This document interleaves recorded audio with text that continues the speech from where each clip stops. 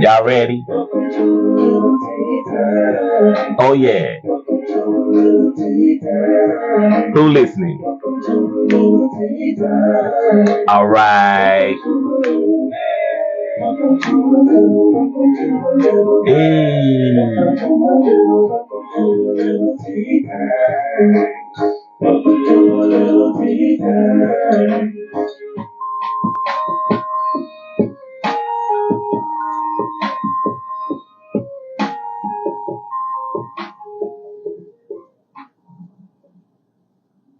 All right, y'all. So good evening, good evening, good evening.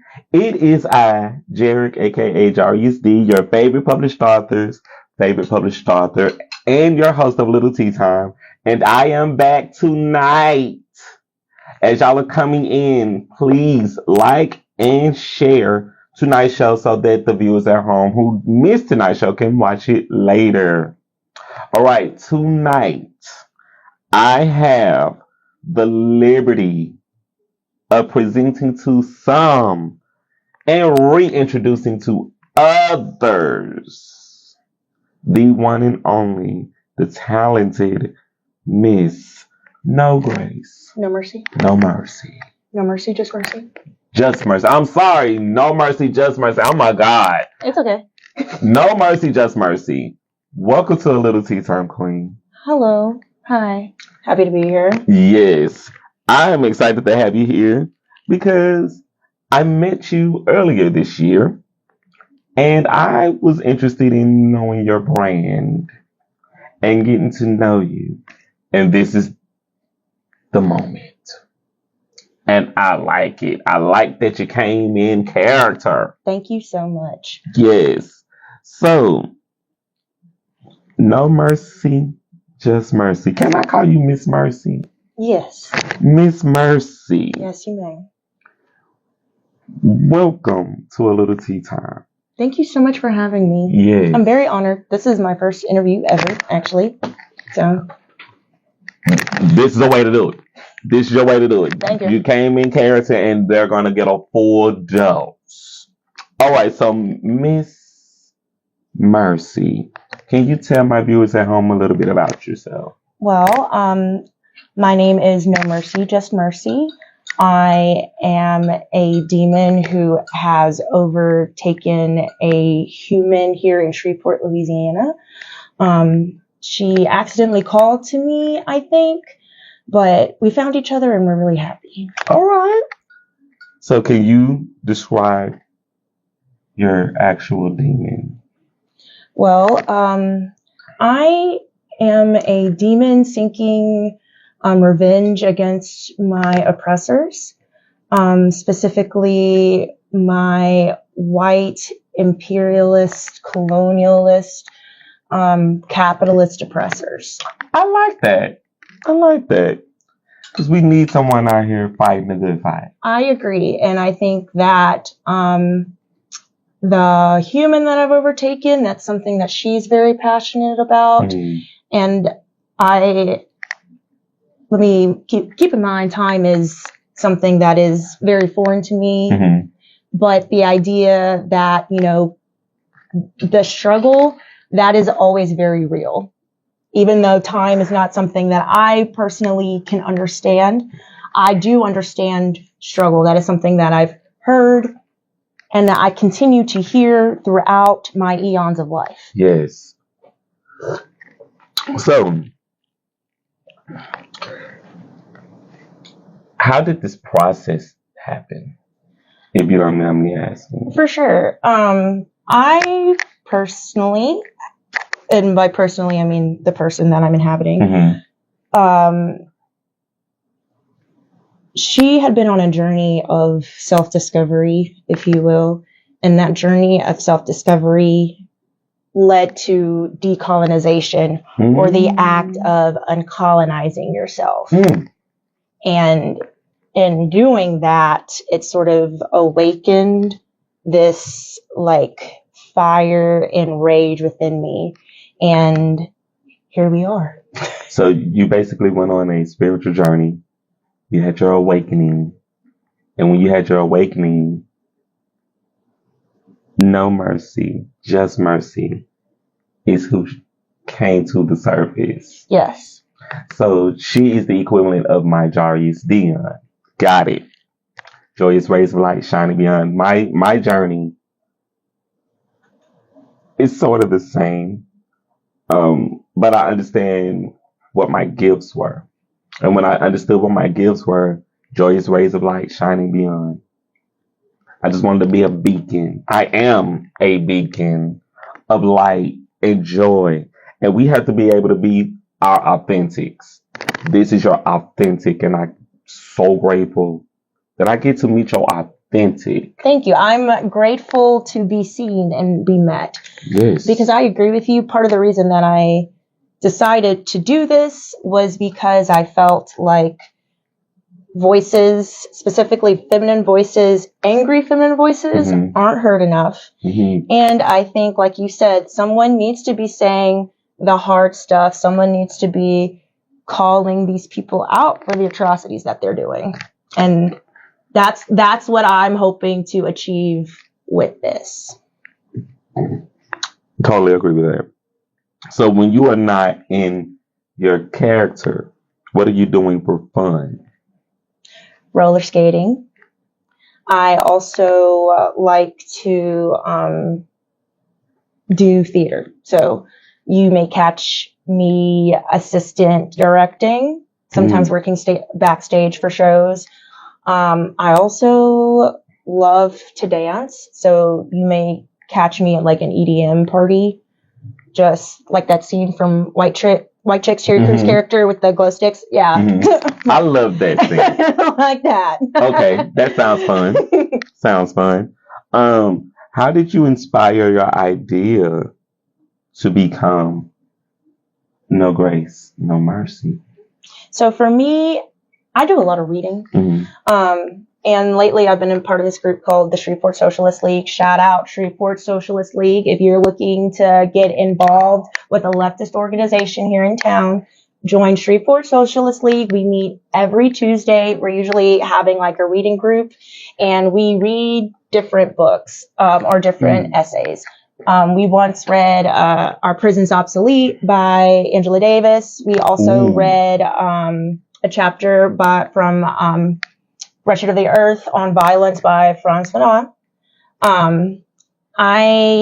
For me, I do a lot of reading, and my background is in English literature. Love that. And so I love like Renaissance type literature, hence the type, like the Venetian type mask. Yes. And so like if you listen to my music, you'll hear call outs to some of that type stuff. Like you'll hear I reference Angela Davis. I literally have a clip of her speaking, but I also reference Frantz Fanon, who I just mentioned. And I also talk about Paradise Lost. It's a brief mention, but things like that. Like, so that's where I get my inspiration is like, my favorite thing is to make bars with like really subtle cultural references, and if I can get like 3 or 4 in one bar, I'll do it. That part. So a little birdie told me that you recently had an album release. I did. Congratulations. Thank you. This is my first long-term project. It is only 13 minutes, but it took me a year to do that 13 minutes, so y'all better listen. It's called No Mercy. And go ahead. Sorry. Yes, no. I want to hear more about this album. So it's basically a story of becoming the person or demon witch you've always meant to be. And I kind of take you through that spiritual journey that I had. Okay. So what inspired the album? So let's back up a little bit. I first got into the rap game because I wanted to write a diss track. Kendrick Lamar made me realize that I wasn't hating on people enough. I could hate on people a lot more. Okay. All right, Kendrick Lamar. People should be hated on. Some people should feel shame. Some people should feel bad about the things that they do. I agree with that. Some people should, and I personally feel like part of the reason why I love hip hop is like that rebel underground aspect, and it's calling people out for the shit that they fucked up shit that they do. Excuse my language. No, you're great, because we do cuss over here on the Little Tea Time. Okay, bad, because it's upsetting to me to see the things that are happening in this country, and and everybody's just moving along like it's fine. Yeah, walking around like the world is not on fire. Yeah, and everything's okay. Yeah, they're not watching the news, or they are watching the news and they're just kind of blind. Don't care. And we are in a time where voices like yours and other voices who are speaking truth, who are calling out the bullshit, we have to be able to do that. And Kendrick Lamar is definitely one of those artists. And I find him to be an inspiration for sure. He's definitely doing it. They was just talking about him on the radio a little while ago today. He's definitely doing his due diligence in showing us what is true. And he is not afraid to say the things that people like you and I are not afraid to say, but will not say because we may not reach the audience that we're supposed to reach, but he's reaching his audience. You're reaching your audience. Even tonight, we're going to reach my audience here as we speak here on Tea Time. So, how did you decide when to establish your brand as No Mercy, Just Mercy? This is going to be really... I've always been creative, and I've always been a storyteller. That's just been my thing ever since I was really little. Understood. And so I knew it was after I wrote the diss track. I was like, okay, I have an ad for this because the diss track was really good. If y'all are wondering what it is, it's called Replace Me, and you can understand why I wrote the diss track if you listen to it. But I realized that I could actually, do this. Yes. And I feel like too, I love the local hip hop scene in Shreveport, but I feel like we are missing at least that political aspect here. And so for me, I feel like is like the true undercurrent of hip hop. And so I wanted to basically put my skin in the game because especially too, I think I only know of maybe like one or two other female music, like rapper, R&B musicians in the area, but a lot of them are men. And I'm tired of the men taking up space. All right. This is one of those conversations that's needed to be had because women are definitely coming in. They're beginning to understand that we have power too. And I think too, I'm trying to make it a point that I don't want you to put me in that box with like other femme rappers that they try to do, which is, because every time someone meet me, they're like, oh, you do R&B. And then I have to be like, no, I rap. I am trying to put myself, like, I want to go toe to toe with these men out here. And I don't want them to, not to say that I don't want to compete with women, but I don't think it's never a competition with women, I feel. And I don't like to compete against women. I'm all here for rooting for each other and supporting each other. Yes. But I feel like these men, I feel like, it's too much of a boys' club. And I want to shake shit up. Your voice is important.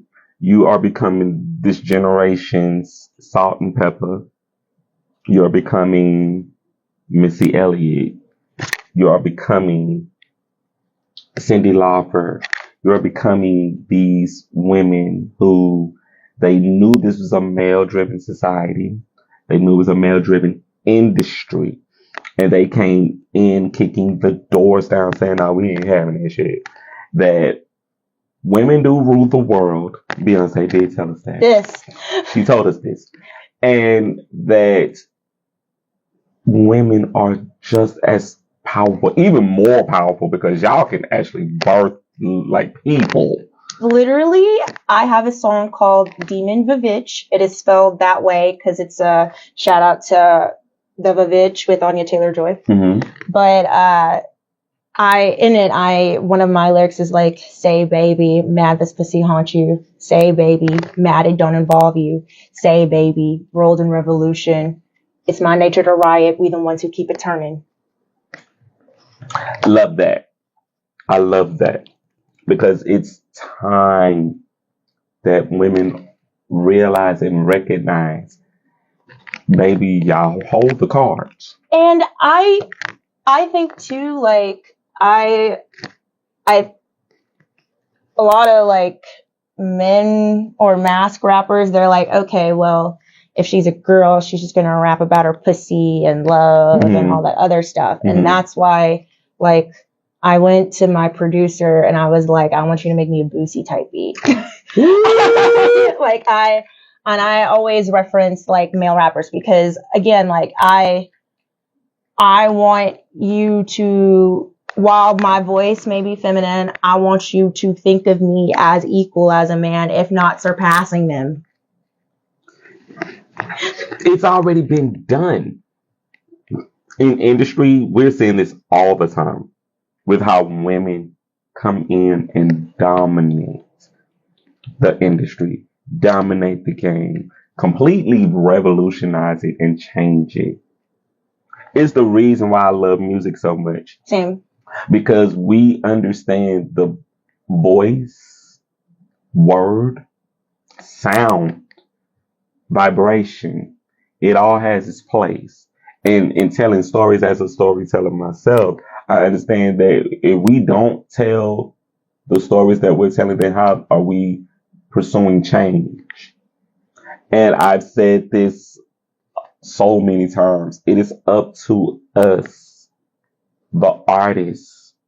We have a responsibility to tell the stories of time as they are currently, so that when the next generation comes, they'll be able to find your music. And they'll listen to your music and they'll say, okay, that was what was going on here in Shreveport at that particular time. So how can I take what she did and build on top of it? Yeah. You're setting the stage for other young girls to say, I want to be like her. Yes, and that's also really important to me. I like to be I accidentally hit the mic. I like to be a role model for the young ones. And so, don't get me wrong, I like to shake my ass. Right. I will. And you should. But at least no mercy, just mercy. Like, I'm wearing this outfit, for example. You'll see me in like traditional, modern, feminine, but this crazy ass mask and makeup because I want to kind of subvert the idea of what it means to be a woman and to be feminine, because I know when I was a little girl, I would have loved something like I would have loved to know there's an artist like out here like this who embraced being weird and spooky and witchy. Right. That's why I brought up Missy Elliott. To sit in your energy and in your presence, it's giving me Missy Elliott. Because Missy, she was one of those artists that I just fell in love with, because watching her music videos, it took you places like that. It took you to a different spot that she was like, what? She did what? She stretched her neck across the TV screen. And I love her use of samples too. Yes. Like, I love her. I like Gossip Folks, like her sample on Double Dutch Bus. Like, it's, both of those are just really good songs. And so, like, I admire her not only for like her style, like visually, but I also really, really just love her style musically, because it's a little bit of funk. And I think that's what my favorite thing about being funky, having funk. It's that, like, it's always a little weird. You know what I mean? It's always a little throwed off. So, I'm going to ask you this question. Who are some of the artists that inspired you? Because I see that you are very much in tune with you, and you're in tune with a lot of feminine power. So who are some of the music artist that inspired you? Okay, so my major inspiration is Toni Morrison, and she's actually an interview of hers is Charlie Rose is used in my opening song on my album. But then I also really love Asata Shakur. This is going to sound crazy, but I love Kate Bush, Bonnie Tyler. Kate Bush, y'all probably know her for Running Up That Hill. Oh, yeah, they used it in Pose. Yeah. I like that song. So she has a bunch of weird stuff. If you, there's also an interview with Big Boy from Outkast. He also says he loves Kate Bush. Mm-hmm. She does that song. That like where it's like really high. That's her. I love, but of course I love Megan. How can I not love Megan Thee Stallion? Mm-hmm. But I also really love Doechii. Yes. I love Doechii, and I've been actually like compared to her in my personal life as well, so I find that kind of interesting. Okay. I also really love Queen Latifah. Oh. I love Queen Latifah. I stay listening to Black Rains on repeat. That's probably like... She's the go-to. Yeah. She's definitely a go-to, and she represents what you're currently doing. Mm-hmm. She is one of the female rappers who kicked that door down and said, "Who you calling a bitch?" Like, and I love Unity. That's probably, I have to listen to it at least once a week. I have to listen to it at least once a week. Yes, she is one of those artists, because I'm not just going to put her in a box. She's one of those artists that when she came into the game, she knew who she was when she walked in. She had her aesthetic.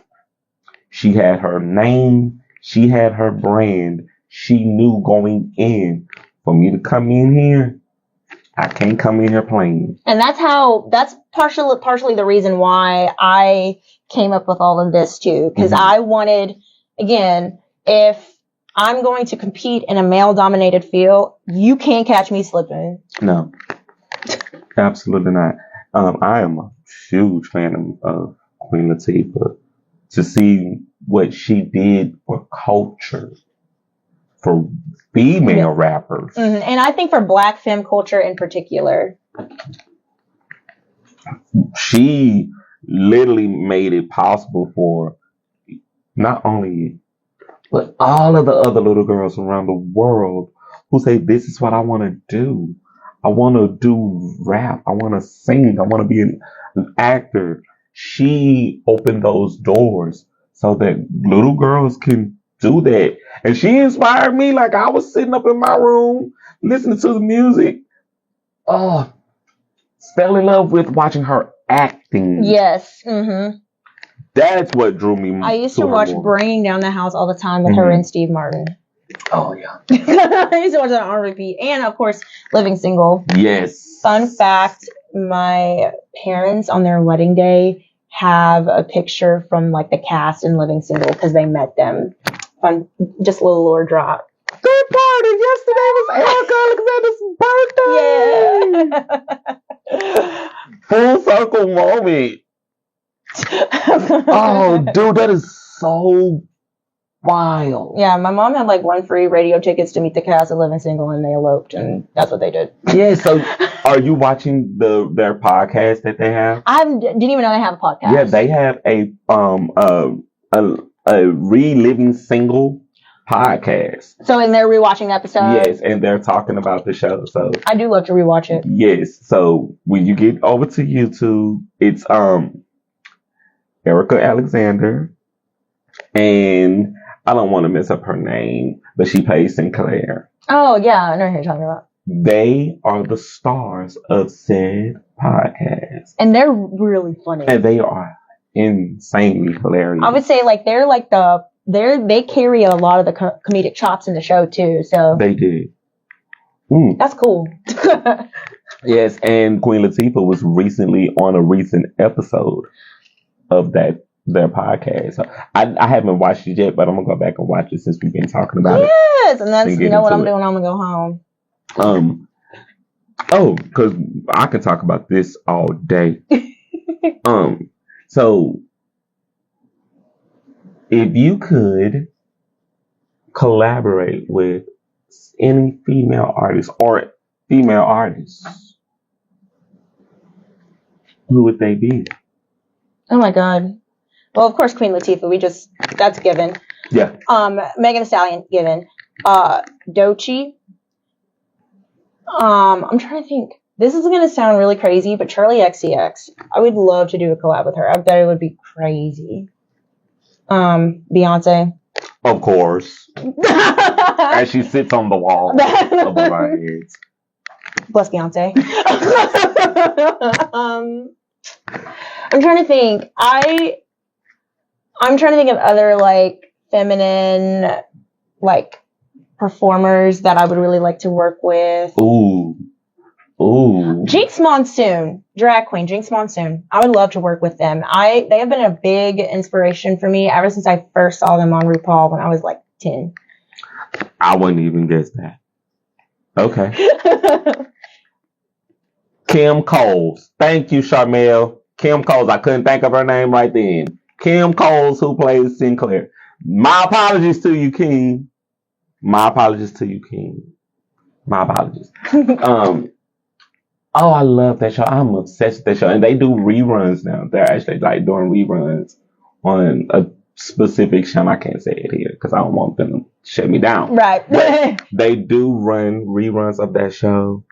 I am here for it. It was one of those shows that growing up in the 90s, if you're a 90s kid, yeah, growing up in the 90s, it was so important to see their representation on screen. Mm-hmm. To see successful Black men and women dominating in their fields. And then also dating and living their life. Right. Because I think too, like, Black women, they always get put in these specific boxes of, oh, you got to do this, or you either got to be ratchet, or you got to be somebody's baby mom, or you got to be the strong Black woman. Yes. Like, I liked in Living Single, like, everybody had their turn to sort of be different personalities, and not all of them are great. Like, Regina is annoying.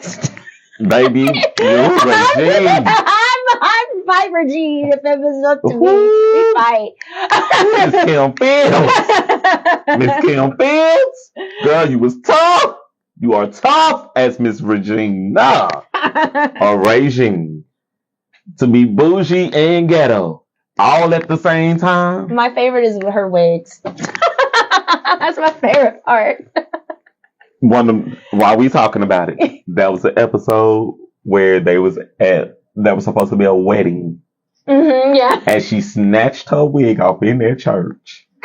I gagged. Because that was the first time I saw her go straight there. I was like, that's who I was waiting on. I was waiting on that person. That person right there. I wanted to see that wig come up. Like, no, we can take it outside. Yeah. Okay. That's when I was like, I'm obsessed now. She made me obsessed with that show when she pulled that wig off that one time. But we just went on a tangent. Back to the interview. How have your priorities changed since you started the business of Just Mercy, No Mercy? My priorities, honestly, have not really changed much. I'm not gonna lie to you. I hate social media. I hate using social media. So I told myself when I did this, like, I'll post regularly, but I won't like live my life for social media. I'm going to prioritize like being outside and being in my community. Yes. Even if that's like not as Mercy. Mm-hmm. So I think my priorities haven't changed. If anything, they've become clearer to me, and that like this is just an avenue for me to get people involved in person. There's nothing wrong with like the internet, and I like the internet in some aspects, but I think it is so important that we get off the internet and into community. Outside. It's so important to touch grass. It's so important to touch grass. And trees. And sunlight. And smell the air. Right. But I think too, like, since I'm gonna get on my Marxist bullshit, as I love to do, I think the internet, there's something called like the dead internet theory, right? Where the internet is no longer alive. It's just a place where people are selling things, selling themselves. There's no like real interaction anymore. No. And so for me, like that's also something too I've been trying to prioritize. If I do use social media, I'm trying to be as authentic as possible when I can. I'm not like, yes, I'll post regularly, but you won't catch me posting just to post so I can get engagement. No. If I don't have anything to post, you won't hear from me for like a month. Right.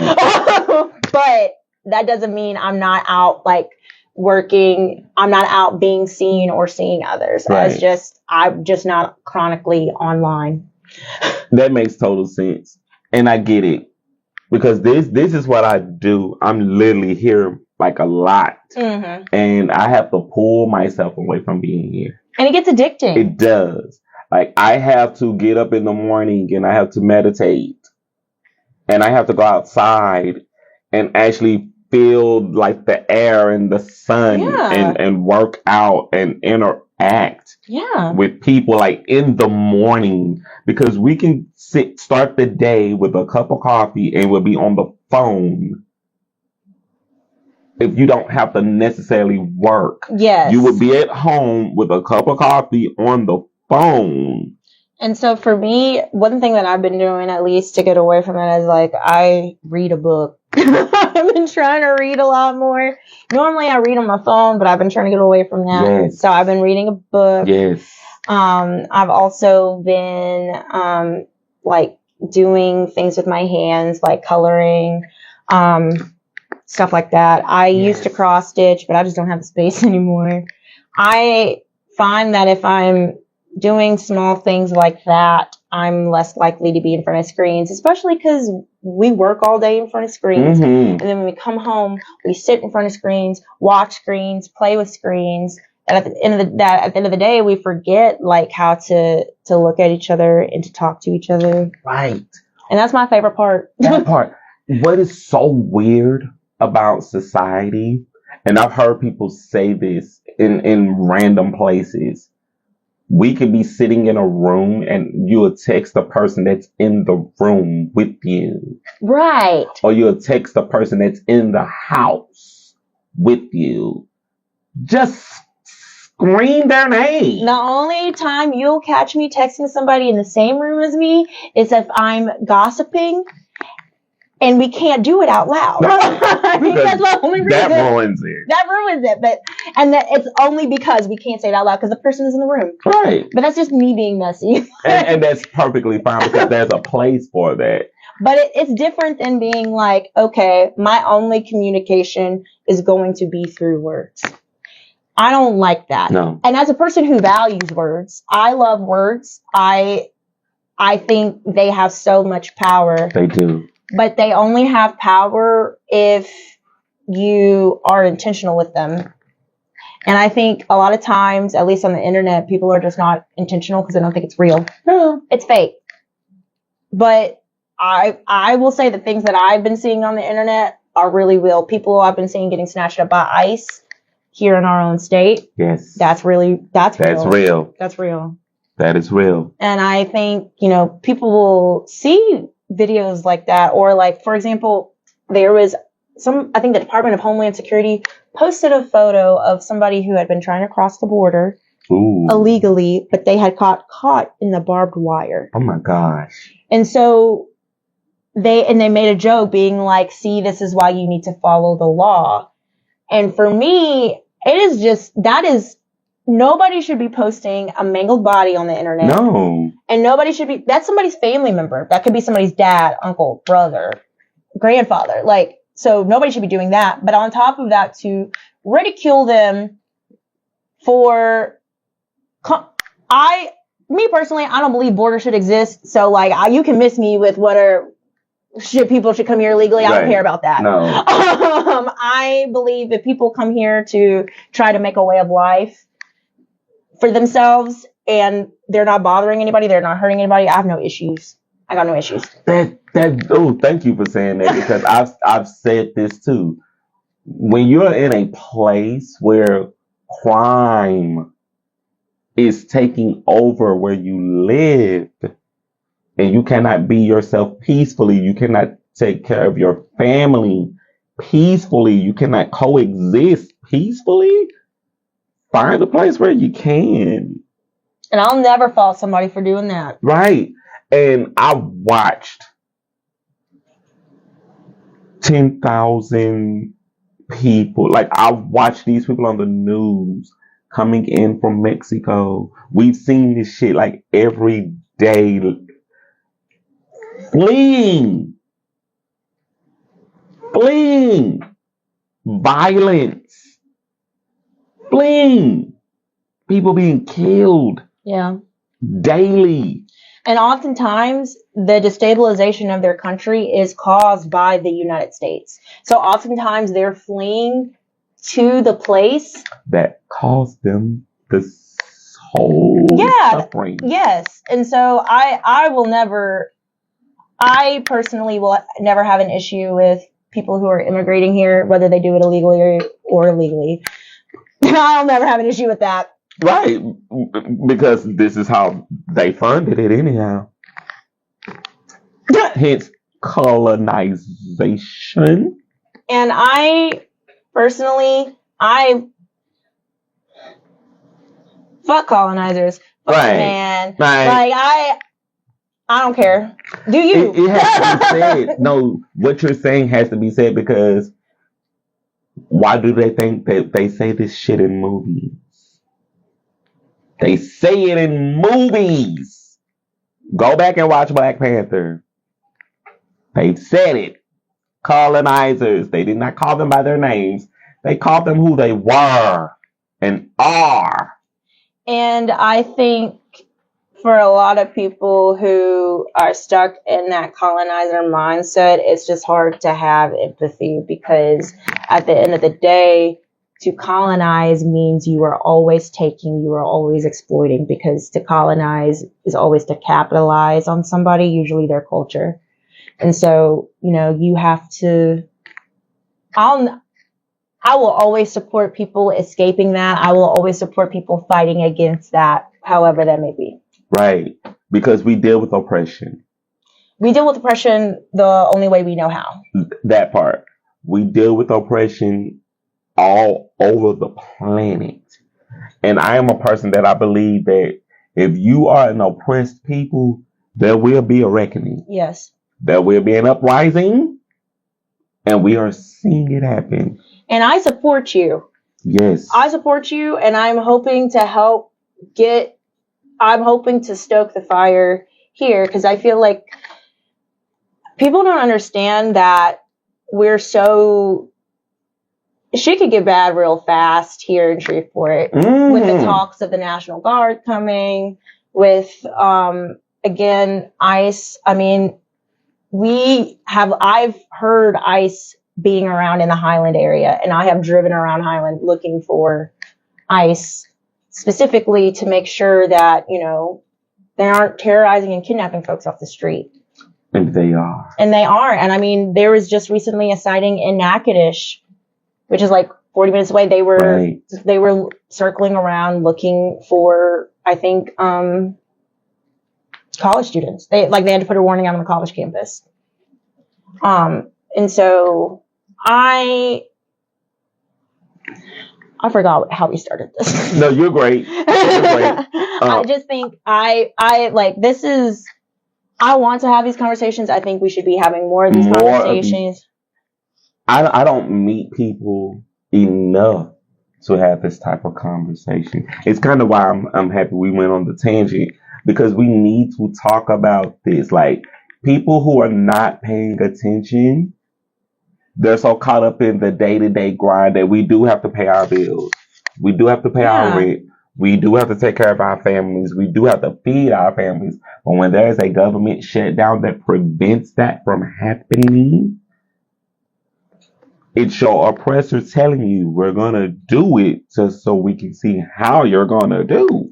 And I think, the Black Panther Party worked so well because they stepped in when the government when the government wouldn't. And that's what makes them, that is what made them so scary. Not the fact that they had guns. It was the fact that they were having school lunch programs, that they had medical clinics, that they were actually taking care of the community's needs to the point that they didn't need the government anymore. That is what terrified them about the Black Panther Party. And I want my music to be a catalyst for us to start creating those types of communities of care where we care for ourselves without always having to rely on the state. Because clearly, they ain't shit. They ain't shit. Girl, I knew I put my camouflage on today for a reason. I know that's right. Next question is, what were some challenges you've overcome on your journey? So I guess for me, I think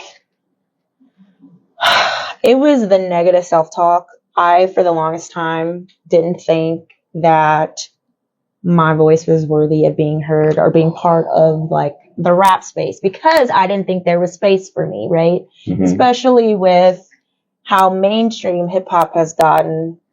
I wasn't sure, if I did this, would I even be received well? Mm-hmm. And so me kind of having to let go of that fear and really letting go of that fear by listening to other weird artists, not just from like the 90s, but even now. Listening to weird artists who have a message with their music, who are a little off kilter. That is what kind of was like, there is space for you. Yes. There is space for you. Yes. You just got to make it. Yes. I respect artists like you, Cardi B, Nicki Minaj, mm-hmm. Megan Thee Stallion. These women, you women, set a standard that we can do this shit better than any man. And y'all make it look much easier because you got a lot of more body to do it. Yeah. And you don't have to hide behind just your words. You can use your assets to help push your words. But I think too, like the flip side of that is like the over commodification or the over sexualization mm-hmm. of Black women. Mm-hmm. And so for me, like I like my assets and I would like for you to notice them, but I personally feel more comfortable dressing conservatively. I am a hot girl, but I'm not as hot as Megan. That part. If I look like her, I would be walking around like that, but I don't. I don't. So I personally, I like putting on like more conservative clothes, but also too, I think it's kind of funny because, I'm talking, one of my songs is Succubus sucking and fucking till I can't no more. And I'm dressed very conservative. Yeah. Okay, I get it. So it clicked. It just clicked. You're not selling your body. You're not selling your skin. You're selling your words. You are not the product. Yes. Your words are your product. Yes. And you would rather be received for your words being the product versus your body being the product. Yes. I respect that. And there's nothing against those who want their body to be the product. Right. Maybe once I get back in the gym regularly, maybe I'll change my mind because as a woman, I have that right. You know what I mean? But I also am like, as of right now, I do want the focus to be on the words. I think of Bell Hooks. She's also another inspiration mm-hmm. to me. And like the reason she puts her name in lowercase is because she wants the focus to be on her ideas. That's part of the reason why I dress like this. Somebody yes. came up to me during the listening party and they were like, what is the point of this? But the point of it is like, the idea is I am trying to subvert your expectations right. of what it means to be a performance artist, to be a femme rap performance artist. I I'm trying to subvert the idea of what you think a Black woman should be. And because that's the thing, Black women can be anything. Anything. They can be anything. They're Black people are not a monolith. Right. And so like that's really what I'm going for. I love that. Thank you. Thank you. I love it because there has to be a balance of I'm not my body. I am my mind. I am my brain. I am my ideas. I am the soul that inhabits this body. There is more to me than what you see. Yes. Get to know me, the entity that dwells within the skin. If we get past what people look like, and I'm talking about on all areas of what do people look like, and pay attention to people's actions. Pay attention to what they say and what they do. We could move past racism, sexism, classism. We could legitimately scare the people in power because that is what they want, right? They want us to be divided. They want us to hate each other so we don't hate them. Right, no. And I'm not saying we should hate anybody. No. But if we are to hate somebody, we should hate the 1% who is stealing our labor and our money and having people die in the street. Free Medicaid for all. That part. Free Medicaid for all. I also think, we should have better we should have better benefits in general. We should have better universal benefits. Because if we ain't got no health care, no better health care, people just going to drop anyway. And I think, it's crazy to me that if they expect us to live in this capitalist society and work our entire lives, the least they could do is make sure that we are healthy and we are fed if we have to submit our lives to them. I'm just saying, if I got to go to work for 9 hours, 10 hours, 11 hours, 12 hours. Pay me what I'm worth so I can eat and not have to worry about it and have fun with my life because that's important too. The welfare is not just making sure you have food, your clothes, you have a place to stay. It's also making sure you feel seen. It's making sure you feel whole personally. I like that. I respect that. Thank you. Great segue to this next question. How do you define success? I define there's a lot of ways to define success. A lot of people like to define it financially. I like to define it, I guess, spiritually and emotionally. Ooh, come on. And that, to be successful is to decolonize yourself or to deprogram yourself from this capitalistic white supremacist Come on, Bob Marley. Like I find, and it's not something, it's an uphill battle. It's almost like Sisyphus pushing the rock. Like you're never, ever gonna stop doing it. But every time you do it, it's a success. Anytime you rebel against the system, it is a success because that means you're chipping away at the little things that are making life terrible for everybody else. I'm not even going to piggyback. I'm going to let that eat. Thank you. Let her cook Glorilla. Yes. All right. Next question is, what is the best advice you can give to someone thinking about starting a business or pursuing their dreams in music? Make what you want. Do what you want. Know that, you're going to have to sell it to other people, but at the end of the day, do what you want. Do what you want. Because if you're doing this for anybody, it's for you. That's it. That's it. And your reflection is somewhere in the universe.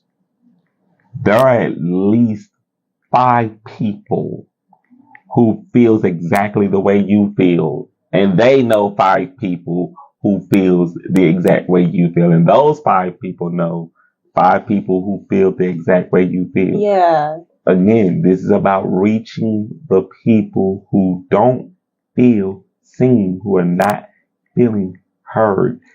Like, you are the prime example of why I've been doing a Little Tea Time.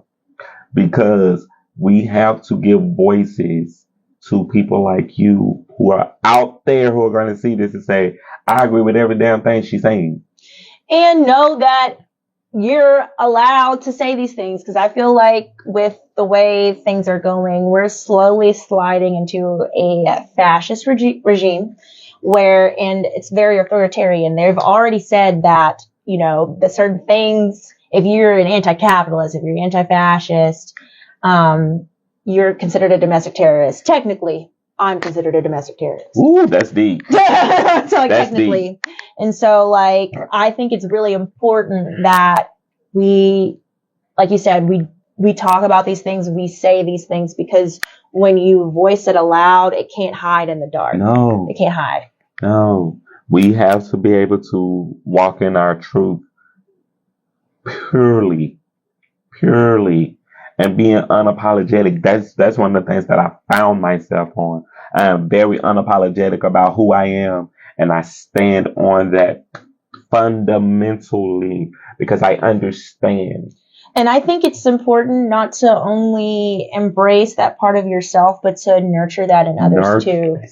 Because I think a lot of our country, our culture, at least in the United States, is so individualistic. Mm-hmm. And so it's always me, me, me, me, me, me, me. And there's not to say you can't care about you. You should care about you. But we, the people,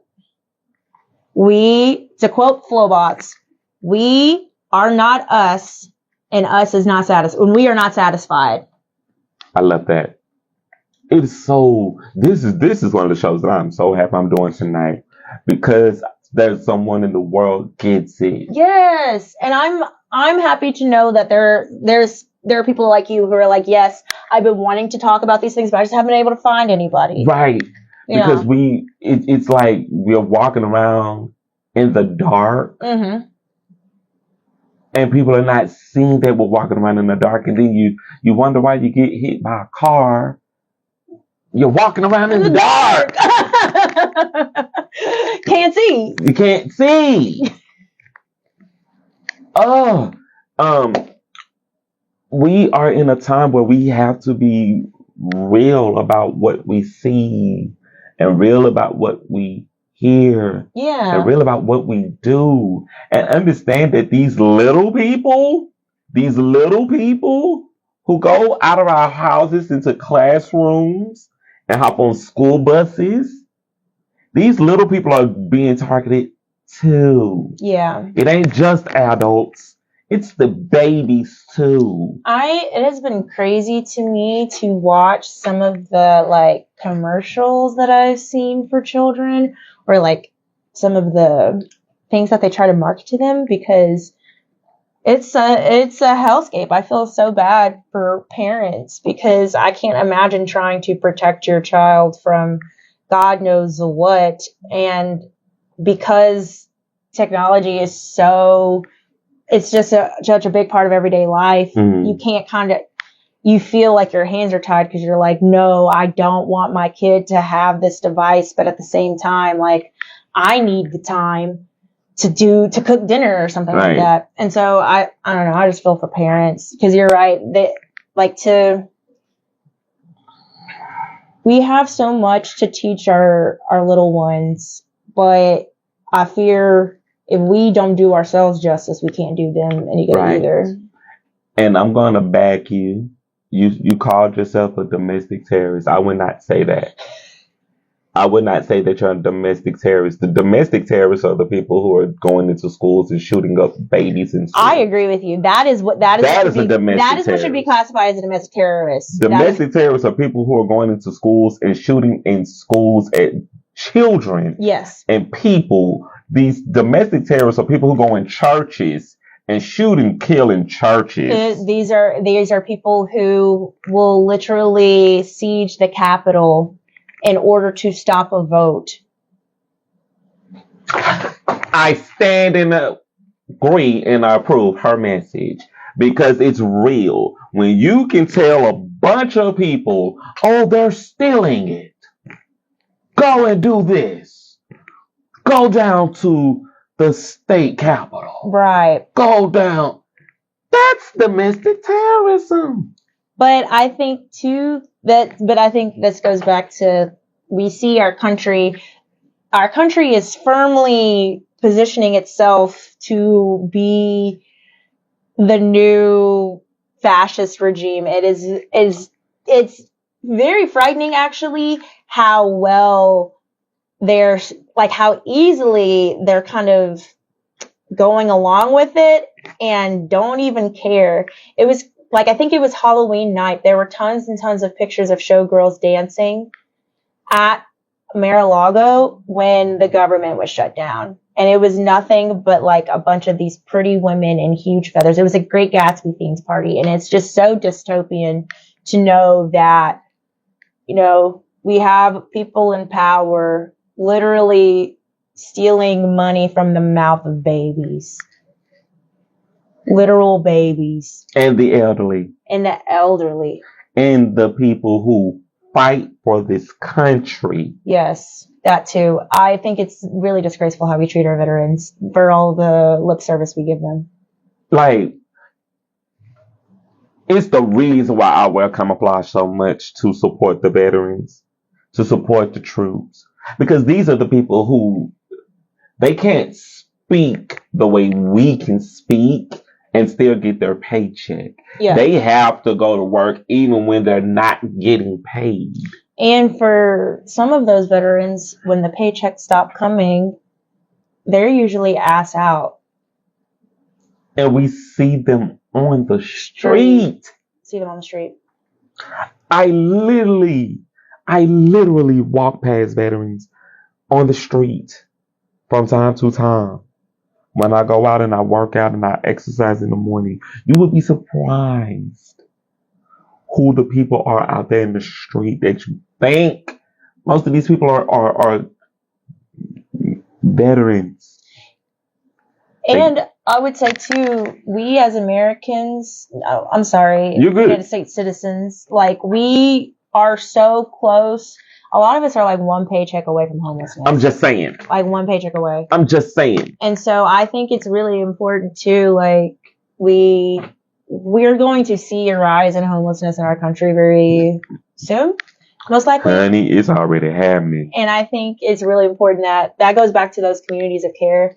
If you know somebody who ends up homeless, make sure you take care of them, because that could be you in a minute. And I personally, I have made friends with somebody in the homeless community here in town. Mm-hmm. We met at a local film festival, and like, I would encourage you to meet people outside of your comfort zone in times like these, because we have to take care of each other. All we have is each other. That's so deep, and it's so real. And I'm going to share this. I was homeless at a point in time. I've been homeless a couple of times in my life, but one of the most recent times that I was homeless, and I was living in a shelter, I was meeting all of these people who was telling me their stories about how they end up homeless, why they're homeless. And it goes back to just things like this. One paycheck just set their entire life on a downward spiral. We're not compassionate enough. We're not sympathetic enough. We're not empathetic enough to the homeless. And so for me, the reason I call myself No Mercy, Just Mercy is because there's two sides of mercy. One of them is the idea of like, no mercy, I'm not going to show you any kindness. But just mercy, sometimes that meanness is a kindness in some aspects. And it is important at the end of the day that we should all be kind to each other. Cruel to be kind. Yes. I would like it to be known, I talk a bunch of shit and I will stand on it. I will stand on business. Mm-hmm. But that's not always my first option. No. If I can, I will always treat you with empathy, compassion, love, sympathy. But once you've taken all that, no mercy. She sounds like a Cancer. Like, she sounds like a true Cancer in that state. That's my moon. That part. That's my moon time. That's the Cancer way. That is the Cancer way, top to bottom. We are the most empathetic, sympathetic, compassionate, kind people. But when you eat too much and you cross the line, you gotta shut that shit down. You gotta go. You gotta go. And we ain't even sympathetic or empathetic when it's time you go be like, baby, look, I was nice. I've literally said that. I was nice. I watched this happen for about 6 months. You a day late, dollar short. I literally just had to deal with that last week. That part. Like all my Cancer viewers who watch this episode tonight, when y'all see this part, baby, just start responding. Just put your comments in the comment section. If you're a Cancer, yes. Or you know somebody's a Cancer, put a little comment. Let them know the craziest thing they ever did, like once they were pushed. Woo! Definitely share that part too, because that's gonna make great for conversation. Next question. We got a few more questions. Mm-hmm. Can you give us your favorite quote and why? Okay, so it's actually in my song Screams. It is from Toni Morrison. Come on. Charlie Rose is asking her if she has experienced racism, if she still experiences racism. Mm-hmm. And she goes, yes, Charlie, but let me ask you, how do you feel? Not you, Charlie Rose, but don't you see that the people who practice this thing, who practice racism, they are bereft. There is something distorted within the psyche. It is a huge waste. And that's basically, I won't say the rest of it, but that's the majority of the quote. And essentially she talks about how it has not only such a harsh effect on Black people, but it also has a harsh effect on white people. Yes. To look at someone who literally has just a different pigment of skin color and to automatically hate them without any other information is insane behavior. It is unhinged and it is insane. Okay. And I like to share something called the white supremacy characteristics.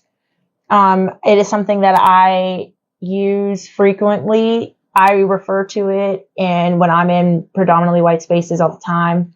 But essentially, it's all these different characteristics that outline what does white supremacy look like?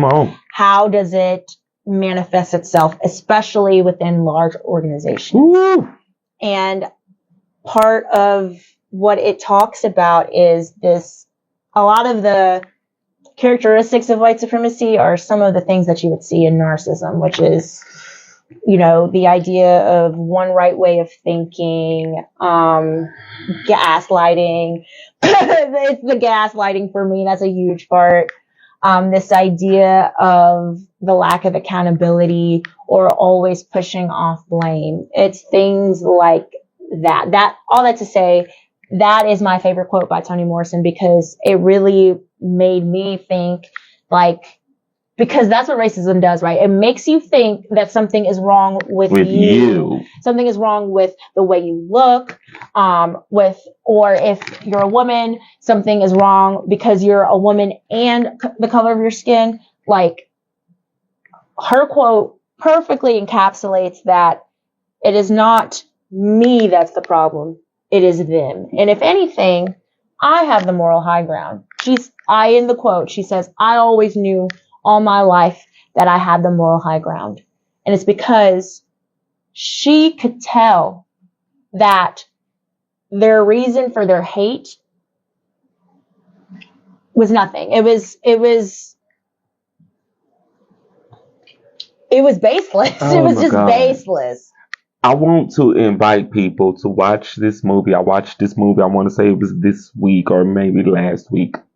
Just Enemies with Taraji P. Henson. I love her. This movie, it showed how racism can be changed covertly. Just with small acts of kindness. And I don't want to ruin it for anybody if y'all have not seen this movie, but it even, she was playing a racist character with another person who was playing a racist character, and they had to bring them together, and seeing how she was tormented because she was protecting her counterpart.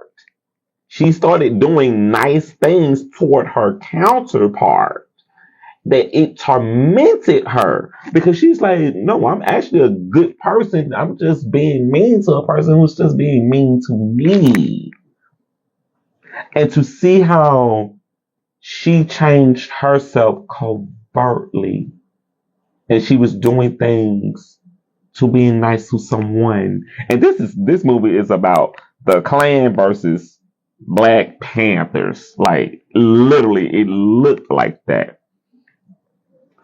Y'all, that movie taught me a lesson about just something so small, just being nice. Like, you ain't gotta like me, you ain't gotta respect me, but we gotta at least be nice.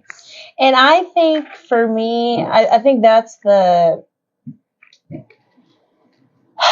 gets me about racists, because I think ultimately the reason they're mean and they hate other people is because they hate themselves. They're lacking something within themselves.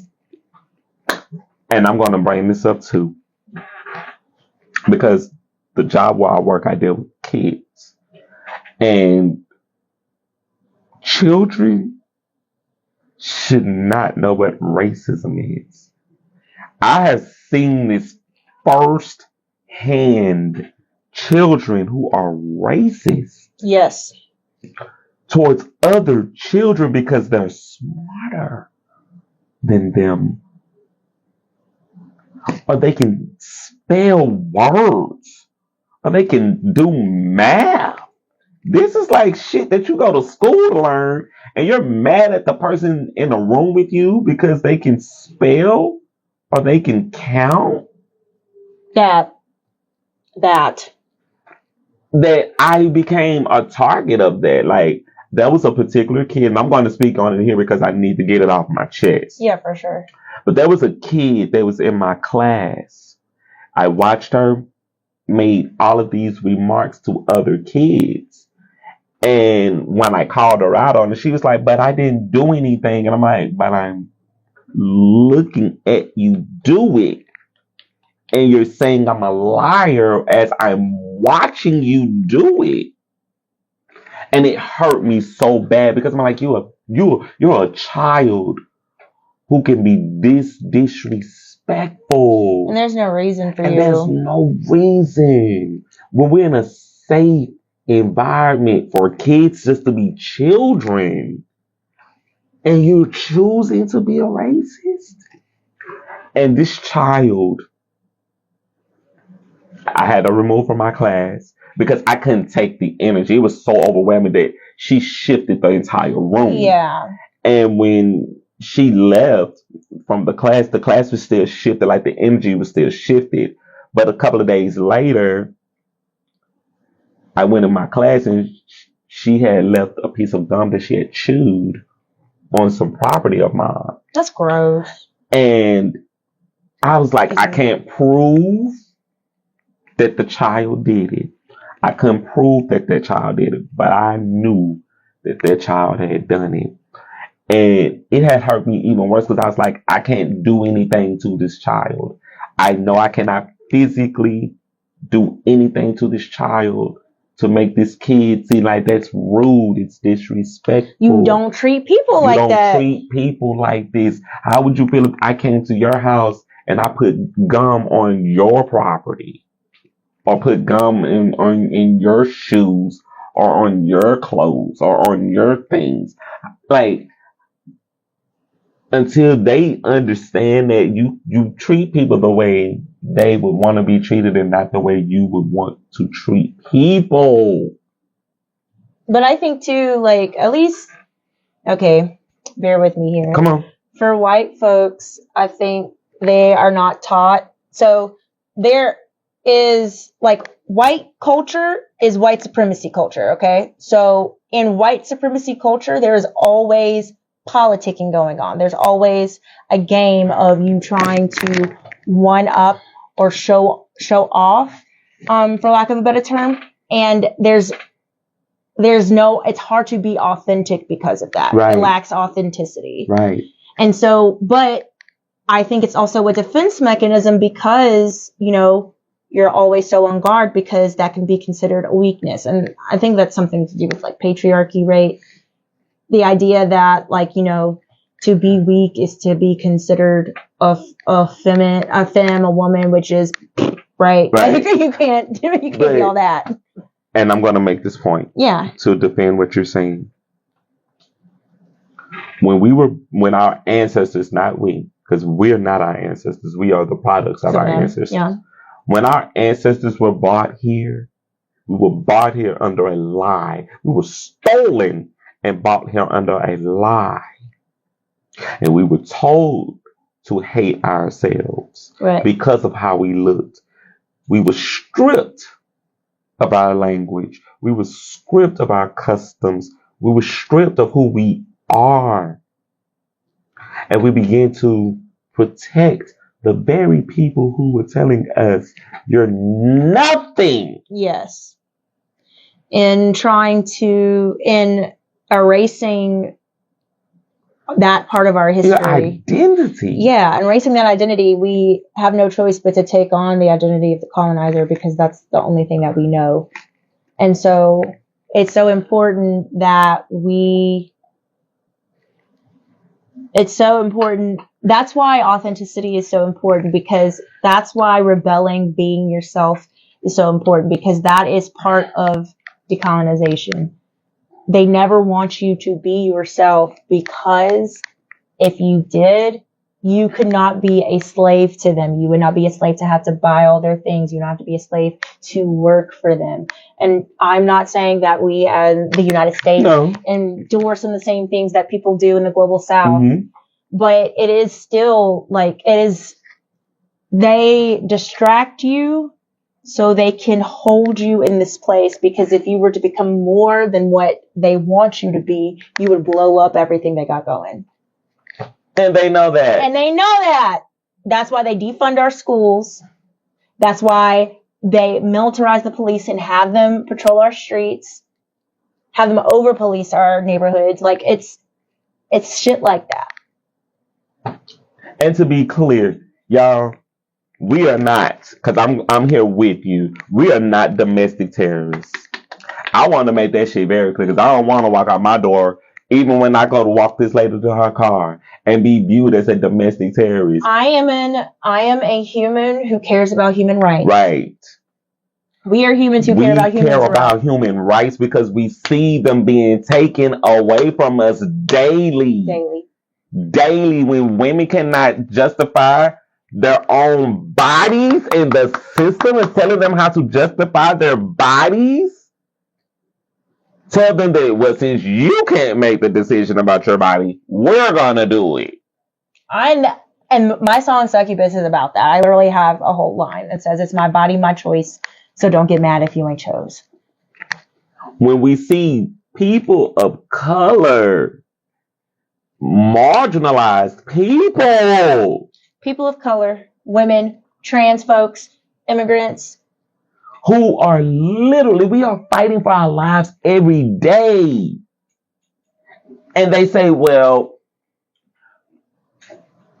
oh, this is America. For whom? I won't claim a country that doesn't claim me. For whom? Whom is America for specifically? When people like us can't even walk out our doors and not feel safe just because we're going to get judged by the color of our skin. I remember I got pulled over September 11th, a couple of years ago. I got pulled over by the police. I was wearing a head wrap in my car. September 11th. Yeah. Pulled over.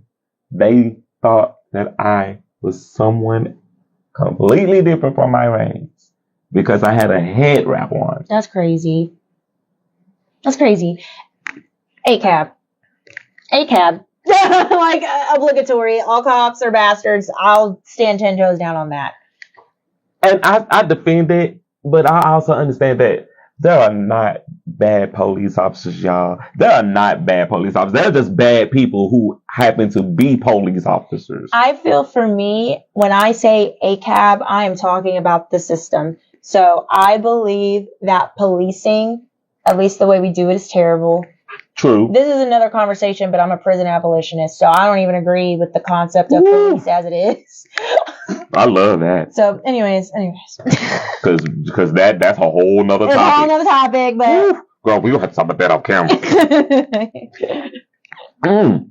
All right, so a few more questions. Mm-hmm. Tell us 3 things you like to see better in our community. I would like us to be more serious about the organizing that we do in our community. And by serious, I mean like be more intentional with who we're holding accountable and calling folks to action. I would also like to see more femme voices in the rap space in here in Shreveport. Maybe I just don't know them because I don't be outside. So come outside, baby. I know I'm trying to be better about it. Come outside. But I've only met like 2 or 3. And so, but if there are more, I would love to meet you. Ooh, you'll be surprised. I would love to collaborate with you. So that's something that I would like to see more in my community. I think the last thing that I would like to see more of is, more like, we have a lot of events in our community, but we're not doing enough, if that makes sense. Like, I want the events that we have for our community. We don't just get people out, we get people doing things like involved. Yes, we get people involved, whether that's, having money to create a little library or to encourage a classroom library at one of the schools, or, having a little event for the children, things like that. Sweetheart, you got to come outside. This is why I'm outside a lot, and this is why people see me everywhere, because I want to be in these spaces where I hear people say there's nothing to do in Shreveport. Right. And there's so much to do in Shreveport. If you ain't an artist, if you're not an artist, you will understand that no, there isn't anything to do because you're not an artist. If you are an artist, we are heavily involved in what is going on in our city. There's a lot going on. And I guess for me, I am outside, but I'm not outside in a lot of music spaces. I'm trying to be better about it. Come outside. I'm trying. It's hard. I'm an old woman. But yes, for people to say that there's nothing to do, that is the reason why I share the information when I get it. It's the reason why I post the flyers. There's always something to do. There's always something to do here. It ain't just what you think you should be doing, but there's always something to do. And we have to be intentional about, is it something positive? Is it making positive energy into spaces? And there's not a fight that's taking place. There's not a shootout that's taking place. There's not something that's a negative connotation around it. There's usually something that we need to be more positive in these spaces, because whatever energy that you bring with you, you're going to attract to you. And if you are bringing positive energy into a space with you, you're going to attract that positive energy with you. You got 100 people who are all in a positive space with a positive mindset, bringing positive energy, baby, that place is going to have light like you wouldn't believe. Right. So definitely, y'all, just be intentional about that for real. Like, seriously, like, ugh. I can go on and on about that. Final question, and then we're going to get into candy or corn. Okay. What would be your wish for the next generation? My wish for the next generation would be for y'all to stop letting the 1% put their foot on our necks. I would love it if we could see more people like Zohran Mamdani.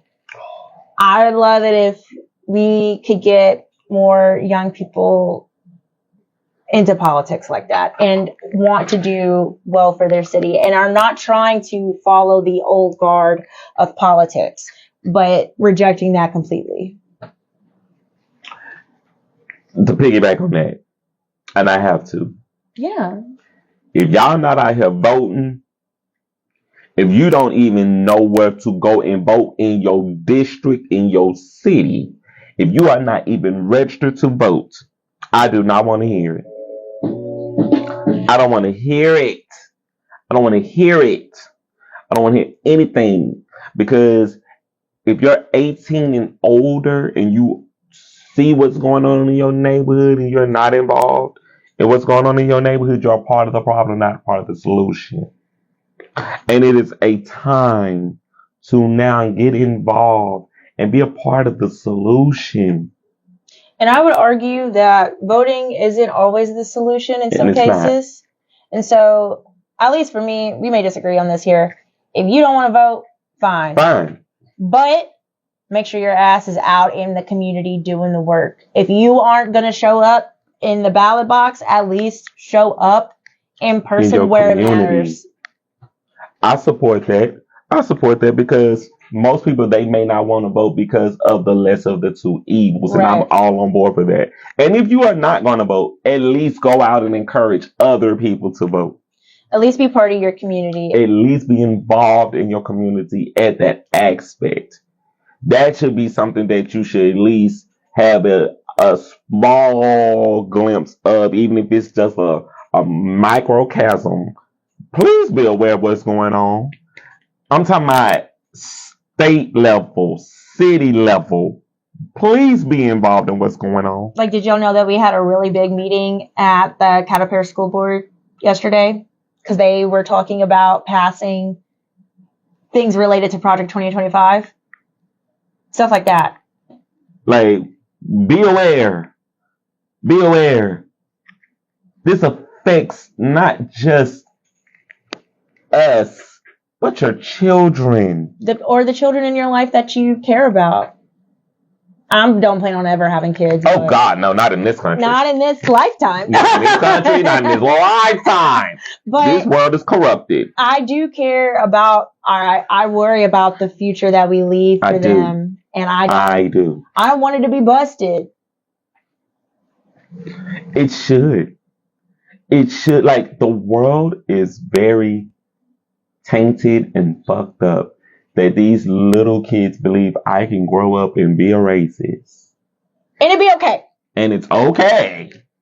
Encouraged even. What? What are you talking about? It's very upsetting. It's very upsetting. And saying that, let's move into candy or corn so we can raise the energy and raise the vibration. We can raise the energy and raise the vibration. All right, so we're going to get into candy or corn. I'm going to ask you about these candies. Okay. If you would eat these candies, you could say candy. If you would not eat these candies, you can say corn. And we want to invite the viewers at home. Y'all can play candy or corn with us by simply writing your responses in the comment section, right? So first candy up is the York's Peppermint Patty. Can I have caveats? Feel that? Because I like them frozen, but I have to be in a mood for it. So I guess I'll go with candy, but like every now and then. Felt that. Next candy up is 100 grand. Oh, corn. I don't know what it is. It's texture. I just like you eat it and there's like that big old peanut in the middle. Yeah. I call it Snickers' cousin. And that's why it's its cousin. It's its cousin. It's its ugly cousin. Yeah. That part. Next up is Snickers. Oh yeah, candy all day. Especially if it put it. I'm weird in that I like my candy. I like my chocolate in the freezer. That's not weird. I love the way, but I think too it's because the chocolate from the US, it doesn't melt in your mouth unless you put it in the freezer. But if you get like European chocolate or whatever, it tastes different. American chocolate is so tacky. Anyway. Belgium chocolate's good. Belgium chocolate's so good. But you know it'll melt in your mouth when you put it on your tongue. But with like Hershey's and stuff, you've got to like roll it around for it to melt. Yeah. And so that's why I like to put it in the freezer so it gives me that. All right. Anyways. That part. Next candy up is M&M's. Just plain M&M's or any type of... What do you prefer? Okay, I love me a good peanut M&M. Me a good peanut M&M. Also like the almond ones too. Oh yeah. Legit. Next candy up is Mike and Ike's. Corn. Felt that. Lemon heads. Candy. Felt that. I love the sour. Love a sour. Next candy is the Twix. Candy all day. That's my favorite candy bar. My girl. That's my favorite candy. My girl. Next candy up is Skittles. Candy. Felt that. Felt that. Next candy is Sour Patch Kids. Corn. But only because I like the Rainbow Extreme Sour. Ooh, gotcha. I like those better. Say less. And the final candy is candy corn. Don't hate me. Candy. I know it's controversial because a lot of people hate candy corn, but I like it. Okay. I like it. I know I complained about the texture for the 100 grand bar, Yeah. but I like the texture of candy corn. We listen, we don't judge. Thank God. We listen, we don't judge. They know that I am not one of the candy corn people. As I touch the microphone, I am not one of the candy corn people. But there is a community of candy corn people. Y'all do exist out there. I've learned a lot about y'all here on the Little Tea Time. And I will say, like, again, it's got to be seasonal. Like, I can't just be eating candy corn during, like, Easter. It's got to be during Halloween. It's got to be during Halloween, and it's got to be, like, right before or right after. Otherwise, it's corn. Right. So, I know who I can trade my candy corn with now. That part.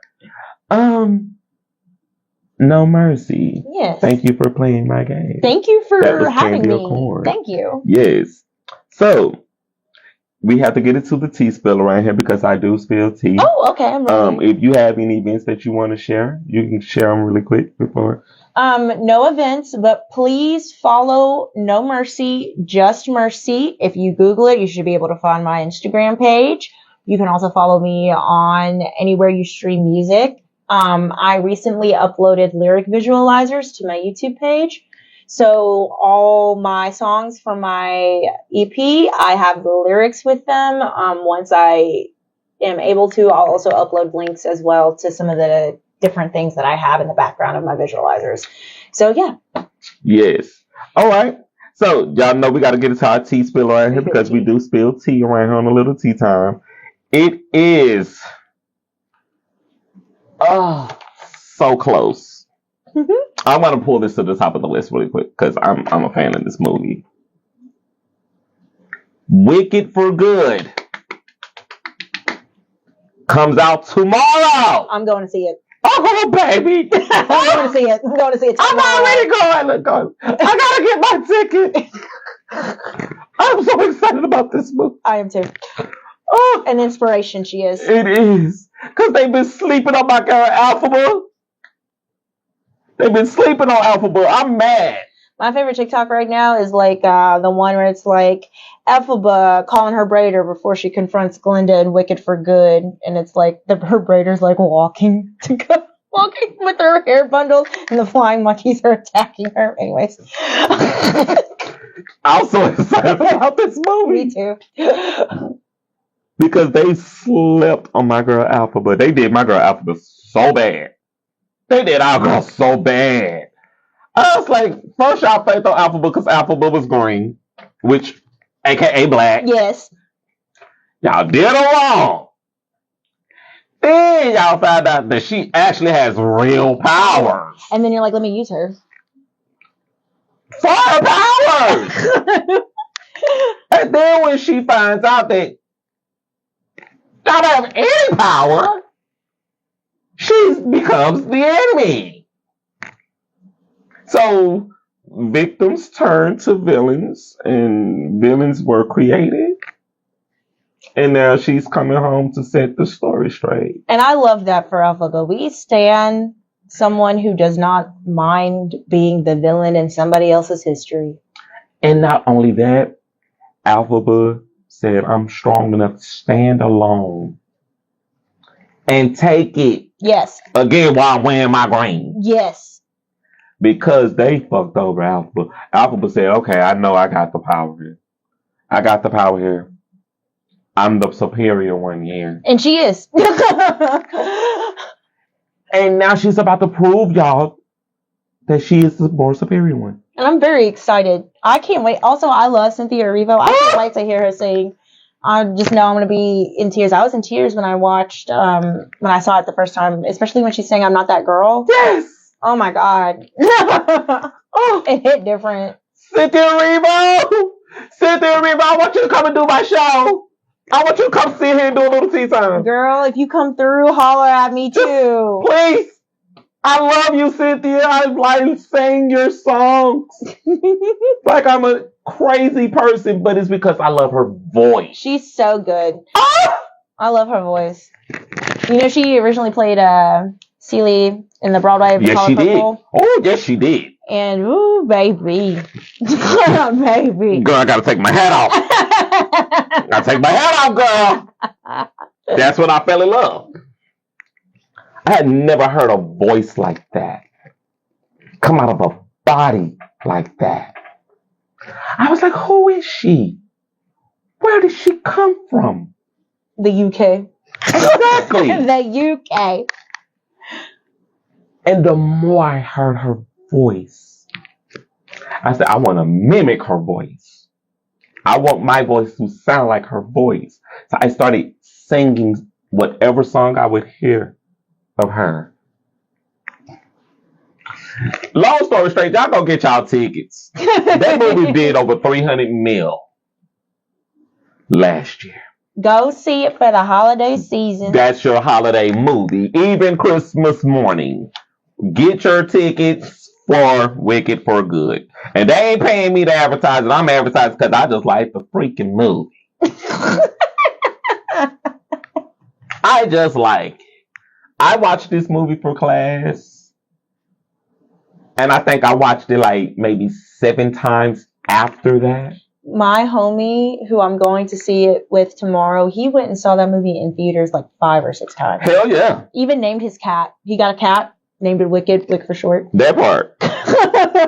And I find myself saying just in conversation, depending on the conversation, I would find myself saying Wicked and didn't even understand why. Yes. Obsessed. It was just in there. It's just, it got adopted into my vocabulary. Y'all, go get y'all tickets to go and see Wicked, alright? Just don't take our word for it. If you've seen the first one, Go see it. Go see For Good. Part 2. Okay? That's it. Foodie Fest is coming up in 2026. I am promoting this now because I am a foodie. And I am advising people and inviting people to get yourselves prepped for this. This event is a family-friendly event. It is free admission. It is hosted by Foodie Fest Chef Ambassador and the 2024 Golden Fork winner, Chef Melvin. Oh. Y'all know Chef Melvin. Yeah. Chef Melvin be cook. Yeah, he can cook. And I'm looking forward to this. The event is celebrating food, culture, and resilience. It is going to be at 1210 Milam Street. That is at the MS Kick Kitchen. All right, so y'all don't want to miss that. Also this week, the Caddo Parish Food Distribution Saturday, November the 22nd at 9 a.m. to 10:30 a.m. The flyers are posted and are circulating on my Facebook and my Instagram. And if you saw it on the news last night, they did talk about this on the news last night. So don't miss it. We have to be out here on the front line this weekend to feed our families these holiday seasons. All right. So definitely don't want to miss that. Again, I want to talk about this because it is definitely history making. Congratulations to Destiny's Child making Grammy history with Michelle Williams receiving her first nomination for Best Musical Theater Album for Death Becomes Her. Nice. Girls, y'all are doing the damn thing. I want to celebrate y'all over here again because for each one of these members of this group to be recognized by the Grammys for their solo music careers. That's very impressive. It's impressive, and it is groundbreaking to see what a group can do when they can do it together, but when they can stand alone and hold their own. I think that's probably my favorite thing about Destiny's Child. Like, of course, they'll come back and always do like reunion stuff, but they always have their own stuff going. Yes. Oh, so congratulations, Miss Michelle. Maxwell fans, calling all Maxwell fans. The Maxwell's Urban Hang Suite Cruise is going down in 2026, setting sail February the 7th through the 12th, featuring the Isley Brothers, Kim, Lucky Day, and more. Now, the reason why I've been promoting this so much over here this week is because I want to go on this cruise. That sounds dope. Because if you see the full lineup, like I ain't even telling them about the full lineup. I'm just telling them about those few people. And Lucky Day is one of those people that I like to go see. Saw Maxwell in concert when he came to Shreveport. Was impressed. I would just want to be on the boat. Like I don't have to have a room. I just want to be on the boat. I'll sleep in a lounge chair on the boat. As long as you want. As long as I'm on the boat for the show. Because the show is going to be absolutely insane. No, it does sound like a killer lineup. Oh, this is just the few people. If y'all see the flyer, when it comes up on your FYP, baby, y'all gonna gag. Like, I'm just saying, when them tickets are like dirt cheap, I'll take one. When the tickets are dirt cheap, I'll take the cheapest room you have because I won't be in the room. I'll be at the show. And living there. At the show. I'll just stay in the theater after the show's over.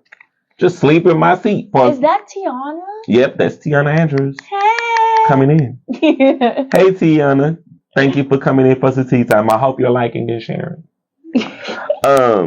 So, got to get back into my acting news because y'all know we love our acting over here. Acting royalty Wesley Snipes is allegedly coming back as Blade in the fourth and final film. Yes. I love Blade. And allegedly, Mahershala Ali may be appearing in this film. So, I am a film fan of both of these actors. Both of them. Yeah. And I'm just ready to see what Mahershala Ali can do with the sword, because I know what Wesley Snipes can do. And I know Wesley Snipes he does karate. Mm. He does it. So Mahershala, if you're gonna be in this film and you fighting and you got a sword, I'm just saying, the people we will be watching. And I am here for it. Me too. So when y'all get this film done, or if y'all gonna drop it or whenever y'all premiere it, I will be in the theaters. I will be seated. I'm talking about for real. With my popcorn and my snacks that I snuck in. I for the first time ever, I watched Blade like 2 years ago. Oh. I've never seen it before. And I love it. It's probably I will go sit down and watch it like once a year now. Yes. It's so good. That part. One of my favorite vampire films. Love it. I absolutely love it. So, also allegedly, acting and comedy royalty Eddie Murphy is working on Harlem Nights 2026, featuring Michael B. Jordan. Now, I'm here for this one as well. Yeah. Because I love Harlem Nights. And I think I also love Michael B. Jordan, so I'm curious to see. He hasn't really done a lot of comedy roles. No. And so I'm curious to see how he'll do. That part. So if y'all gonna do this film, I'm here for it. I'm sure everyone else is gonna be like glued to their seats to see what Harlem Nights 2026 is gonna look like. Because this movie came out over 30 years ago. Yeah.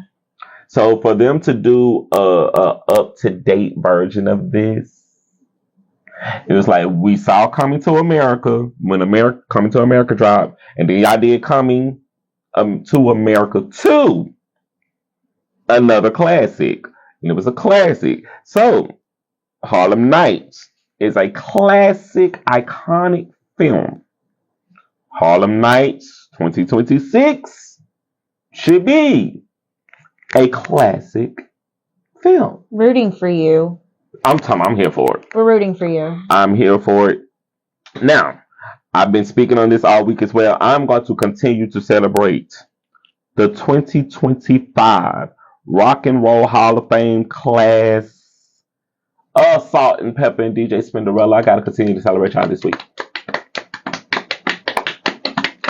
Congratulations to y'all being inducted into the Hall of Fame and DJ Spinderella becoming the first female DJ to be inducted into the Hall of Fame. She earned that too. Yes, she did. To Bad Company, to Chevy Checker, to Joe Croker, to Cyndi Lauper, to Soundgarden, to the White Stripes, and I saved Outkast for last because we are all hearing the music all over the place this week since Andre 3000's speech.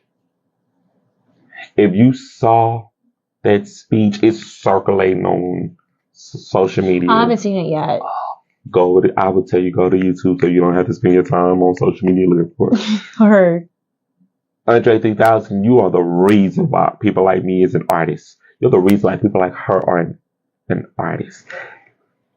Just the fact that they did something for hip hop coming from the South, a place where racism, because they talked about racism in their music, they talked about classism in their music, they talked about the very things we've mentioned tonight. This is what Outkast talked about and stood for.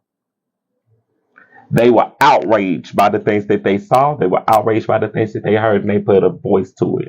And they gave the South a voice. So kudos to y'all again. Congratulations to y'all. All right. And even Erykah Badu, she's even commenting on this because Erykah Badu, she loves her Outkast too. So shout outs to you, Erykah, because I caught your clip this morning, girl. Gotta continue to celebrate our auntie, Queen Debbie Allen, winning her first honorary Oscar for her role in the TV and film industry. Well overdue. Long overdue. Y'all, I had to continue to celebrate her this week because she's also one of those pioneers that without no her, there would be no us. She did something and became a part of culture. She helped shift it. She helped them see that it mattered to be black. She helped them understand her and Felicia Rashad because I can't live out a sister. I think too, what's interesting is like they did it through dance, like that, like which is something like that's like so our culture. That's hard. Like sometimes it's hard for people outside of it to understand why dance is so important. And so for them to be able to do that is just chef's kiss all day long. So congratulations to you, Auntie. Girl, I'm going to be celebrating you this week. So kudos to you again. Got to get into our birthdays because y'all know we celebrate birthdays around here on the Little Tea Time. So yes, we are slap dab in the middle of Scorpio season. It's ending. It's wrapping up, and we're getting ready to head on into Sagittarius. Because my brother's birthday is coming up, so I got to know these things. So Scorpios celebrating birthdays today. I have to send a special shout out to Mr. Marquis B.A. Happy birthday to you, Marquis B.A. Happy birthday, Marquis B.A. He is an educator. He is one of the guys in the city who does so much for the community. He does not get his flowers. And today, Marquis B.A., you are getting your flowers from us to you here on a Little Tea Time. Happy birthday. Happy birthday. Happy birthday to Miss Raisha. Happy birthday to Edward. And happy birthday to Felicia. Happy birthday to y'all. All right. I also celebrate celebrity birthdays over here. Okay. And I got to salute you before I even say your name. President Joe Biden. Former President Joe Biden. Oh, today is his birthday? Today is former President Joe Biden's birthday. Good for him. Good for you. Happy birthday to you. Happy birthday to rapper Future. Happy birthday, Future. Happy birthday to fellow podcast host Erica Kirk. Happy birthday to guitarist who also provides vocals for 1/4 of the Australian pop punk rock band 5 Seconds of Summer, Michael Clifford. Happy birthday to you. Happy birthday to TV actors Jeremy Jordan and Madison Shipman. Happy birthday to pop singer Anne Marie. Happy birthday to frontman of the English metal rock band Bring Me the Horizon, Oliver Sykes. Happy birthday to you. Happy birthday to TV actor Joel McHale. Happy birthday to you. Happy birthday to movie actress Ming Na Wen. Happy birthday to you. Happy birthday to former politician Robert F. Kennedy. Happy birthday to voice actor royalty Roger Bumpass.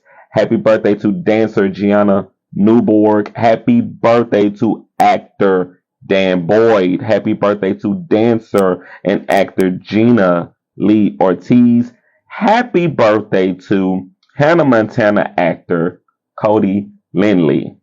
Happy birthday to actress Bo Derek. Happy birthday to singer, guitarist, and record producer who was a member of the Eagles, the James Gang, and Brandstorm rock singer Joe Walsh. Happy birthday to you, Joe. Happy birthday to country singers Josh Turner and Dierks Bentley. Happy birthday to y'all. Happy birthday to TV actor Hannah Keppel. Happy birthday to you. Happy birthday to rapper Aqua Raps.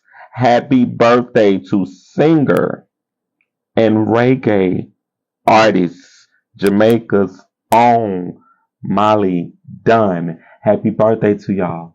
And all other Scorpios celebrating birthdays. I will say happy birthday to all of y'all except Erica Kirk. That's Charlie Kirk's wife, right? I don't know. I don't personally know. I just celebrate birthdays over here. Yeah. And if she is Charlie Kirk's wife, hey, happy birthday. I won't tell her happy birthday. That's why I'm making the face. Because that's weird. Because if she is, I didn't do my research thoroughly. It's okay. I was just making sure I just got my people in for their birthdays. It's okay.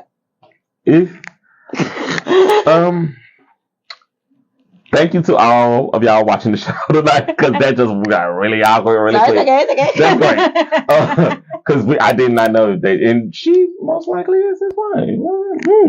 Well, thank you to everyone. Was his wife. Right, was. Emphasis on the word. Thank you to everybody who tuned in tonight, who came by for a little tea time. As y'all know, we also got events coming up. I didn't even mention this tonight. I'm gonna mention it again, but it's tomorrow, so I need to mention this tomorrow. Versus and Vibes Poetry Slam, hosted by yours truly, November the 21st, 6 p.m. until 8 p.m. We are going to be at Artworks Classroom 5741 Juella Avenue, right across from Checkers. Y'all know where that is over there in Moortown. We want to see people come out and pull up. And y'all, the people that are on the program are just the tip of the iceberg. I don't even know who else is planning on popping up in here. All right. Like, I'm excited because I've been getting messages from people who like interested in just coming to do the show. So I'm just like, okay, pull up. I might pull up before Wicked tomorrow. That part. So we're gonna definitely be in the building, and we want to encourage other people to come out and celebrate with us. Again, I want to thank everybody who tuned into a little tea time tonight.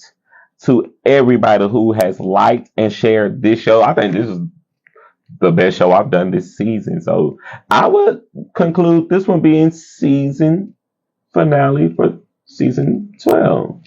Oh, I'm so lucky to be part of a season finale. Thank you. I think this is a great way to wrap the season tonight. Thank you. So thank you for coming in tonight. This is a very exciting show. I had so much fun. Thank you for having me. Yes. To everybody at home, thank y'all for tuning in and watching. As I always say, 12 seasons in, opportunities knocking. You matter. Let's build and go higher, Shreveport. And remember to be great on purpose and not by accident. The future is now. I am Jarek, aka Jarvis D, your favorite published author's favorite published author, and your host of Little Tea Time with tonight's guest. No mercy, just mercy. I will see y'all in these streets. Y'all stay safe, y'all stay well, and don't forget, go and get that food for your families this weekend, all right, people? And don't forget to go and see Wicked as well. And don't forget to follow and subscribe for me. No mercy, just mercy. All right, we're out of here. Peace. Y'all ready? Oh, yeah. Oh, Josh Scott got my tea cakes. All right. Hey. Hey.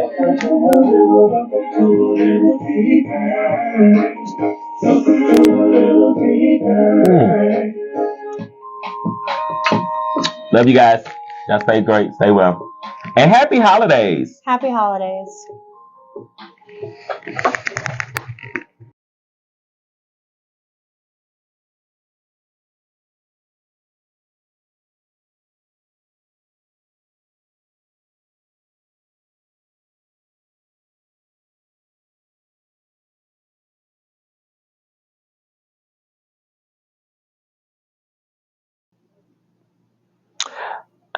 If you like this footage, stay tuned to what's next. And thank you, my royal subscribers, for tuning into this episode of A Little Tea Time.